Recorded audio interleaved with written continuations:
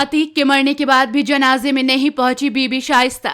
क्या आखिरी बार भी शौहर को रुखसत करना नहीं समझा जरूरी? जिंदा अतीक तड़पता रहा बीवी के एक दीदार को, मरने के बाद भी नहीं आई बेगम आखिरी सलाम को। क्या वाकई पुलिस का खौफ भारी पड़ा माफिया पति के प्यार पर, या फिर लेडी डॉन बनने की तैयारी में है शाइस्ता? ना ही औलाद को किया रुखसत, ना ही पति को कर सकी विदा। या खुदा जुर्म की ये कैसी है दुनिया? कहाँ है शाइस्ता और कहाँ है अतीक के बचे हुए 4 बेटे? किस प्लानिंग में बिजी हैं? शाइस्ता क्या किसी बड़े कारनामे को अंजाम देने की फिराक में है? आपको बताएंगे अंदर के सारे राज, बस बने रहिएगा हमारे साथ। आप देख रहे हैं संविधान और कानून SK लाइव न्यूज। हर किसी को लग रहा था कि शाइस्ता अपने औलाद असद के जनाजे में उसे रुखसत करने जरूर आएगी, लेकिन वो नहीं आई।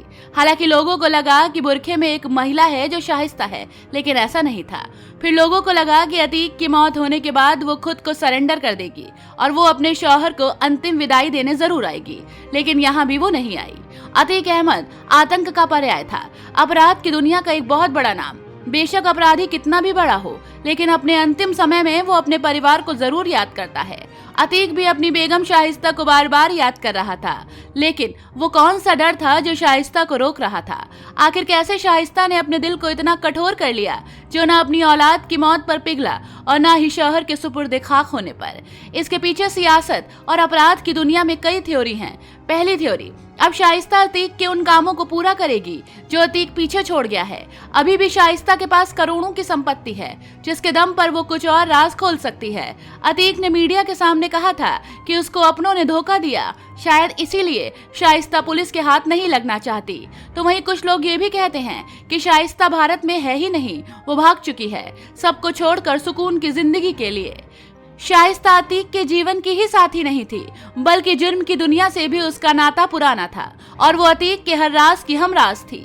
अतीक बार बार बोल रहा था कि उसकी जान को खतरा है, जो सच हो गया, और वो ही खतरा अतीक के परिवार को भी है। शायद यही वजह है कि शाइस्ता भी छुपी है, सही समय के इंतजार में है। लेकिन आखिर खौफ किसका है? किसी नेता का या फिर किसी माफिया का? अतीक अहमद के परिवार में पत्नी शाइस्ता परवीन के अलावा 5 बेटे हैं। अतीक के भाई अशरफ की उसी के साथ प्रयागराज में हत्या हो गई, तो वहीं एक बेटे असद को गुरुवार 13 अप्रैल को यूपी पुलिस ने एनकाउंटर कर मार गिराया। अतीक अपने पीछे पत्नी शाइस्ता परवीन और 4 बेटों को छोड़ गया है। अतीक की पत्नी शाइस्ता परवीन 24 फरवरी को हुई उमेश पाल की हत्या के बाद से फरार है और उसके सिर पर 50,000 रुपए का इनाम है। वहीं अतीक के बाकी 4 बेटों में सबसे बड़ा उमर अहमद लखनऊ की जेल में बंद है। दूसरा बेटा अली अहमद नैनी जेल में है। तीसरा बेटा असद अहमद एनकाउंटर में मारा गया और चौथा बेटा अजहम अपने सबसे छोटे भाई अबान के साथ बाल सुधार गृह में है। अहजम कक्षा 10 और अबान 8वीं का छात्र है। दोनों को उमेश पाल हत्याकांड के बाद से ही बाल सुधार गृह में रखा गया है।